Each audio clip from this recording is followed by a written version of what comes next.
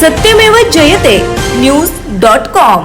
अधिवेशनावर बहिष्कार टाकत विरोधकांनी जनतेच्या प्रश्नांपासून पळ काढण्याची परंपराच कायम ठेवली आहे, अशी जोरदार टीका करत उपमुख्यमंत्री एकनाथ शिंदे यांनी विरोधकांवर राजकीय प्रहार केला। राज्यासह विदर्भातील गंभीर प्रश्नांवर चर्चा टाळून विरोधक केवळ गोंधळ घालणे आणि स्वतःच्या पदलालसेसाठीच आटापिटा करत आहेत।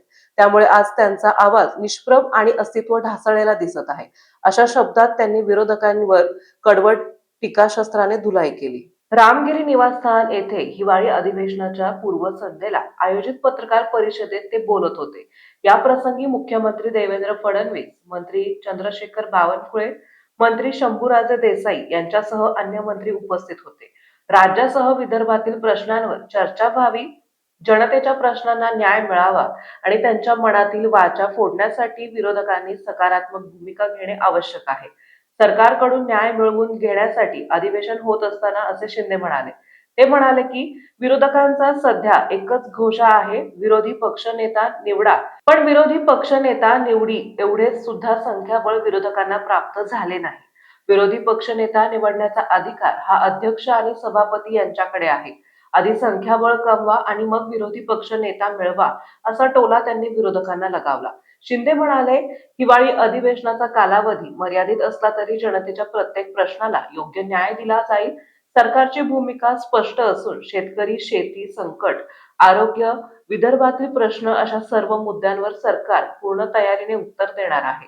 विदर्भातील प्रश्नांबाबत बोलताना ते म्हणाले, विदर्भाच्या प्रश्नाकडे आम्ही सातत्याने लक्ष देत आहोत। पूर्वी अनेक प्रकल्प रखडले होते, मात्र आमच्या सरकारने त्यांना गती दिली।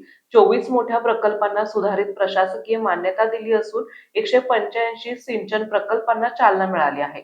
शिंदे यांनी विरोधकांवर टीका करताना म्हटले की विरोधक सभागृहाबाहेर आंदोलन करतात, पण सभागृहात येऊन रचनात्मक चर्चा करायला तयार नाहीत। लोकशाहीमध्ये विरोधी पक्ष महत्वाचा असतो, पण विरोधक अधिवेशनात कमी आणि पायऱ्यांवरती जास्त दिसतात। विरोधी पक्षाची सध्या भूमिका केवळ दिखाऊ आहे।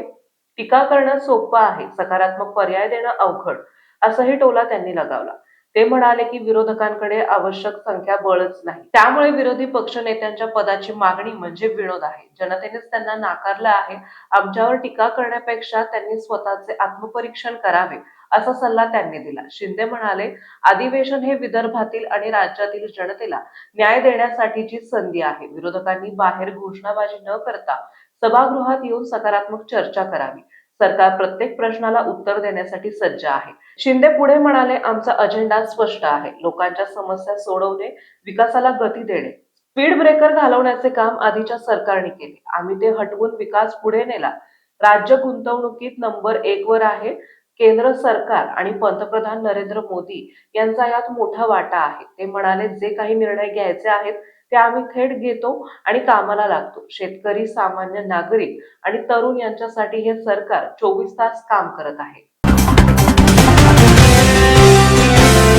सत्यमेव जयते न्यूज.com।